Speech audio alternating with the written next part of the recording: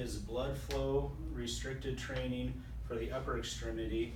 Again, always remember to look at the inclusion criteria to make sure it's something that's safe to do. There are people that are just excluded from this for various factors. Make sure you go over that first, and that's always going to be in the break room.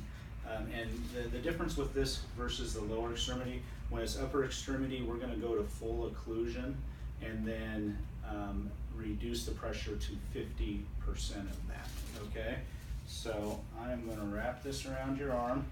I want to try to keep this tube out of the way, so I'm just kind of predicting where it's going to line up because I want it to end up on the outside of your arm. So we're just going to spin it around once I have it on there. So you can see that's just a little bit on the loose side.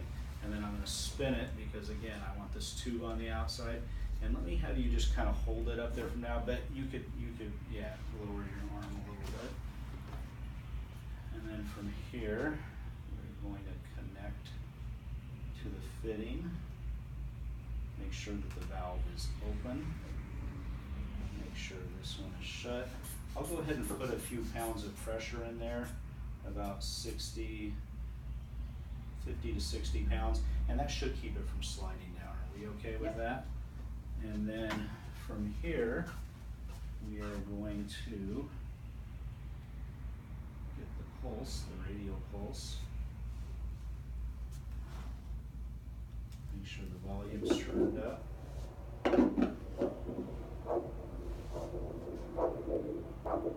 So we have a good strong pulse. And then I'm going to take her up to full occlusion, but if you start getting numbness or tingling before full occlusion, let me know and I will stop turning it up.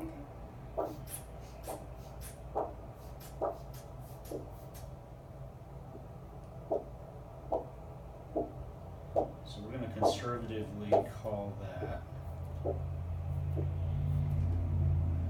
let's call that 170. So from 170, our goal will be to reduce it 50% from that. So that's going to be about 50 plus 35, so we'll call that 85 would be your treatment zone. And that doesn't change either, you know. I mean, it's not a bad thing to test this every time a person comes in, but generally speaking, especially if you're going a little bit below 50%, it's not something that you absolutely have to do every time. Once you've established this criteria, then it could be repeated when the person comes in next time. From here, I'm going to turn off the valve. And then loosen this. The pump comes off. Now, Kelsey, tell me, on a scale of 0 to 10, let's say that 10 would represent a level of discomfort that was just not really tolerable, that it was just something that you would want that band off of your arm. Between 0 and 10 right now, 0 being no band at all, what kind of pressure do you feel right now? About 4. Okay, so we know that we're going to most likely be okay with that, because as long as they're not above a 7 out of 10, then we know that we're in a pretty good zone. Now that can change with exercise, so if it does change, we may need to address that by simply relieving some pressure in the valve. It's a good thing if you were going to reduce that pressure to go ahead and hook this back up, open the valve up, you know, with this valve shut, and then that would give us a new reading, and then we can bleed off the pressure slowly, and maybe instead of that being at 85, we might drop you down to 60. We would want to have a way to document that. The other thing that we need to keep in mind as well is a lot of people, we're going to actually want them to do this at home, and they do sell the bands on Amazon. They're like $20. You can get these occlusion bands that do not air up. The problem is they're not very safe because you're not really sure how much pressure you're introducing to the system. And so a person has to know it's not as safe as we're doing here, but you can let them know that once you get used to exercising with our equipment, then you can actually remember what it feels like. And so if you did buy one of these, I would just encourage you to try to reproduce the same sensation that you had here. Definitely not any more of a pressure sensation than what you had here.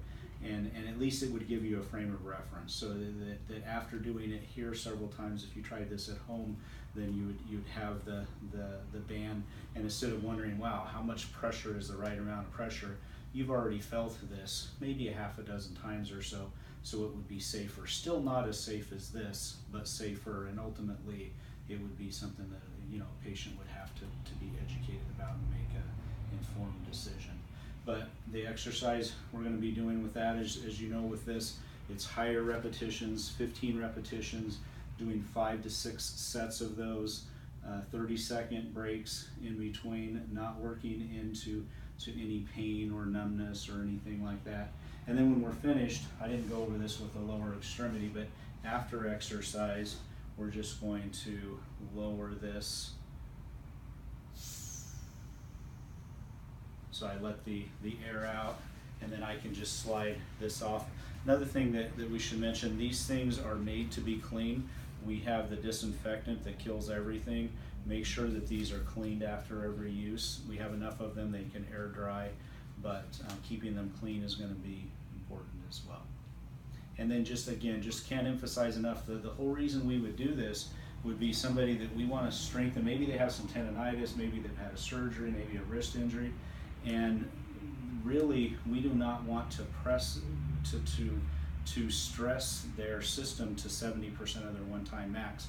This way we can do 30, maybe up to 40% of their one-time max, and a lot less weight, but get a very similar effect. So that's the kind of person that would benefit from it, as long as they meet that inclusion criteria.